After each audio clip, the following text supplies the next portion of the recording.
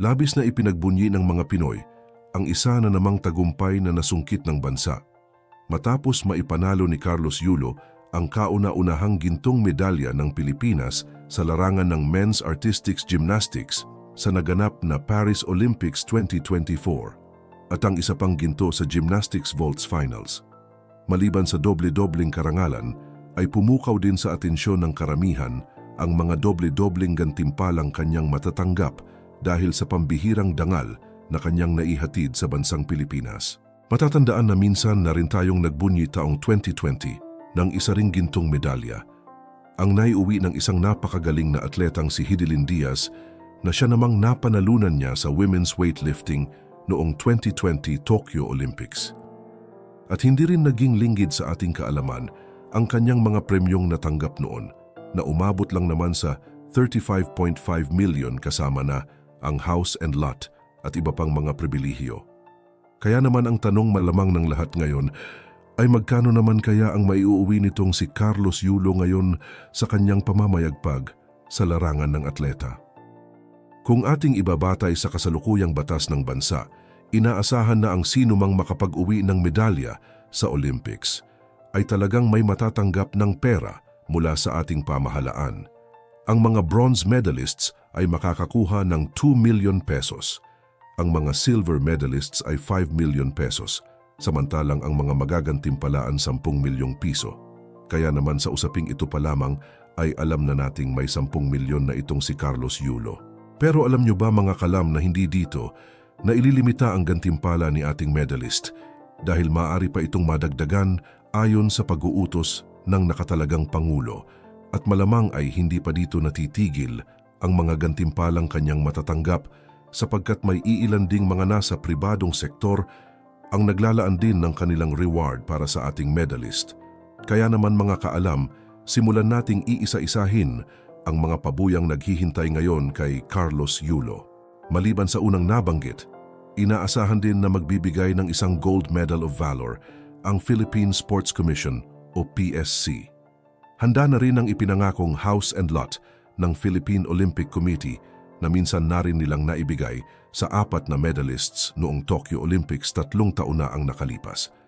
At kahit nga makakatanggap na siya ng house and lot, ay isa pang condominium ang mapapasa kanya ng mula naman sa isang property development company ng Mega World Corporation na nagkakahalaga lang naman ng 24 million pesos.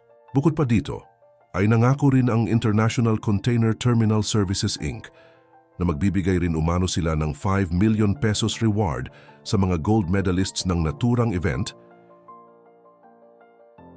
Idagdag pa ang $50,000 cash incentives mula sa World Athletics para pa rin sa mga gold medalists kung saan nga nabibilang sa kasalukuyan ang ating pambatong si Carlos Yulo.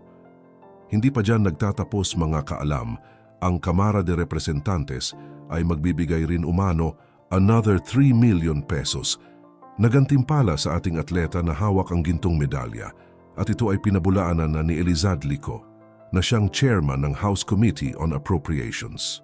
Kung atin nang pagsusumahin ang halaga ng mga naunang nabanggit na gantimpala, ay halos umabot na ito sa 40 milyong piso. Bagamat sobrang laki na ito sa ating inaakala, ay hindi pa dyan maaaring magtapos ang mga papremyong makukuha ni Yulo. Dahil alam nyo ba mga kaalam na itong si Carlos Yulo ay may mga kaliwat ka ng endorsement na din. At syempre, panigurado ng ang lahat ng mga kumpanyang ito na kanyang nakatrabaho ay hindi papayag na hindi makapagbigay ng kanilang sariling premyo para sa kanilang endorser. At hindi lamang yan mga kaalam. Maaari ring magbigay sa kanya ang mga congressman at mayor sa kanilang lugar o iba pang politiko at maaari ring magbigay sa kanya ng malalaking halaga bilang kanilang pagbibigay pugay sa atleta. At tulad ng ani Hidilyn, bukod sa salapi, ay marami ring mga privileges ang naghihintay dito kay Carlos Yulo tulad na lamang ng pagbibigay ng lifetime free buffet sa Viking Luxury Buffet. Gayon din ang iba pang lifetime free meals mula sa iba't ibang establishments. Abay panigardong na talagang araw-araw masarap ang kain nitong si Carlos Yulo. Isa rin sa kanyang mai-enjoy ay ang pagliliwaliw sa Vice Comedy Club, kung saan kamakailan lang ay ipinangako rin ni Star Vice Ganda na maaari umano siyang pumunta sa club nito kung nais nitong mag-relax. Makakatanggap rin si Yulo ng lifetime free colonoscopies and gastroenterology consultations pagdating niya sa edad na 45 years old. Handog din sa kanya ang free engineering design ng Nexa Engineering. Samantala, maliban kay Carlos Yulo, kasama niya hindi lamang sa tagumpay ang kanyang mga coaches at trainers, kundi pati na rin sa iilang gantimpala sapagkat ang mga ito rin ay kapwa na makakatanggap ng cash incentives.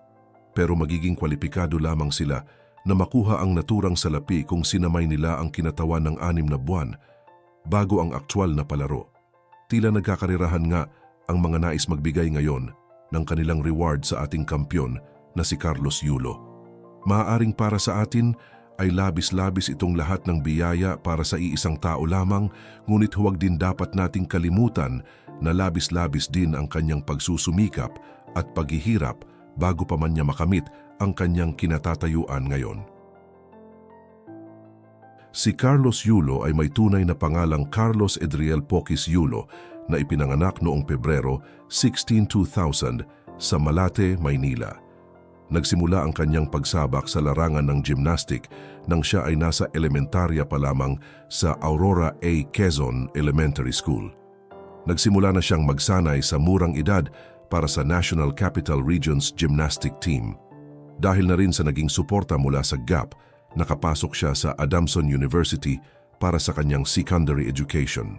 At ng taong 2016, tinanggap ni Yulo ang offer mula sa Japan Olympic Association na mag-training sa Japan sa ilalim ng isang scholarship program. Matapos makalipat sa Japan, itinuloy ni Yulo ang kanyang pag-aaral sa Teikyo University sa Itabashi, Tokyo. Ay nagtapos taong 2022 sa kursong literature. Namayagpag na ang binata sa larangang ng sports sa loob ng mahigit 5 taon simula nang siya ay maging isa sa mga unang nakakuha ng international medals sa 2018 World Championships kung saan nakasungkit siya ng bronze sa floor exercise. Naging qualified siya na sumabak sa Tokyo Olympics kung saan nanalo siya ng ginto sa World Championships for floor exercise ng sumunod na taon. Sa naganap rin na Asian Games sa Manila, nakuha rin ni Carlos Yulo ang 2 gintong medalya sa team at floor exercise at 5 pilak naman mula sa ibang aparatus na pommel horse, steel rings, vault, parallel bars at horizontal bars. Samantala sa Tokyo Olympics, bigo si Yulo na makarating sa floor exercise finals, ngunit naging qualified naman sa final vault with 0.017 points na naghatid sa kanya ng bronze medal. Matapos ang mga naging mga pagsabak, patuloy na namayagpag si Yulo at nangolekta ng parangal para sa Pilipinas. Kabilang na dito ang gold medal for vault taong 2021, 10 gold medals sa 3 edisyon ng Asian Championships, 7 gold medals sa Hanoi at Cambodia edition ng Southeast Asian Games. Gayunpaman nang matapos ang Tokyo Games, tila naging iba ang direksyon para sa Yulo. Dahil na rin sa pagpapalit ng kanyang coach, humilay siya sa kanyang dating coach na isang Japanese na si Munichiro Kugimiya at kasalukuyan siyang hawak ng isang Pilipinong coach na si Aldrin Castaneda. Bagaman labis ang kanyang pasasalamat sa dating tagapagsanay dahil sa naging mga pagsisikap nito para sa kanyang mga laban at pagdiskubre sa kanyang kakayahan sa gymnastic. Ngunit tila mas pumabor sa kanya ang tagumpay kasama ang kababayang coach, kung saan kasama nilang nakamit ang tanging pagkilala at karangalan sa larangan ng sports. Sa naganap na palaro, naitala ni Yulo ang 15.000 points, 6.600 in difficulty, 8.400 in execution at 0.0 penalty. Matatandaan nga na talagang bumuhos ang kanyang luha at napaupo pa sa sahig matapos masungkit ang kampyonato. Tinalo nito para sa gold medal ang mula sa bansang Israel with 14.966 points at mula sa Great Britain na may 14.933 points. At para naman sa kakatapos lamang nitong laban, nasungkit muli ni Yulo ang isa pang ginto sa gymnastics vault finals sa score na 15.116 points. Kaya naman 2 ginto na ang angkin ngayon ng ating kampyon. It's all about standing up after that fall, to give your all till the dismount, to not give up on what you love, to search for ways to improve you, and to not lose yourself in every training. Ayon kay Carlos Yulo. Mula bata pa man si Carlos Yulo ay naging buo na ang kanyang dedikasyon sa larangan ng gymnastic. Naging malaking tulong din sa kanyang ang mga oportunidad na mas makapagsanay ng advance tulad na lamang ng kanyang mga trainings na nakuha sa Japan. Ngunit tila mas lumabas ang galing nitong si Yulo simula nang nagsanay siya na nakakasama na niya ang kanyang mga mahal sa buhay, pamilya at mga kaibigan, kung kaya't mas naging madali na sa kanya ang manalo sa kasalukuyang pagkakataon. Kaya naman kung iisipin, talaga namang deserve lamang din ng isang Carlos Yulo ang lahat ng mga nakaabang na gantimpala mula sa kanyang pagkapanalo.